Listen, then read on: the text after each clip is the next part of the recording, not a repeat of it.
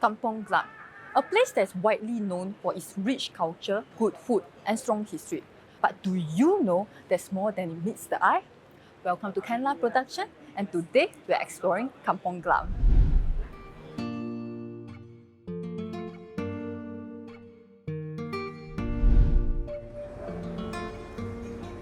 The Kampong Glam Cafe is one of the popular eateries here.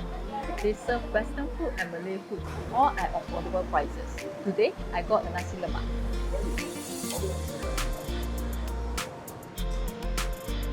This shop is known to have their best tea. Today, I got their tarik ice. Sweet.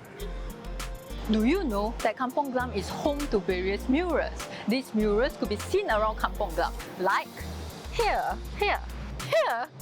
Unlike other murals, this particular murals behind Aliwal Art Centre changes every 1 to 6 months.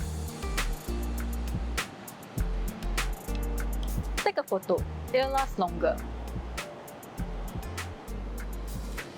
Aside from the murals, you can also find Singapore's first outdoor gallery at the back alleys of these shop houses. Created by newly graduated students and experienced artists, this outdoor gallery is built with unique artwork that is guaranteed to blow your mind.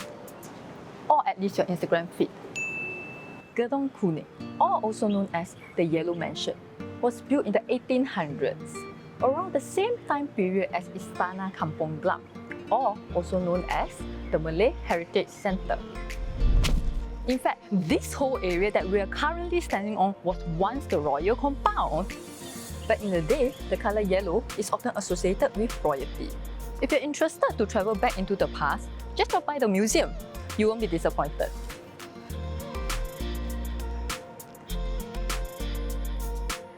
Kampong Glam holds significant memories for some and creates possibilities for others.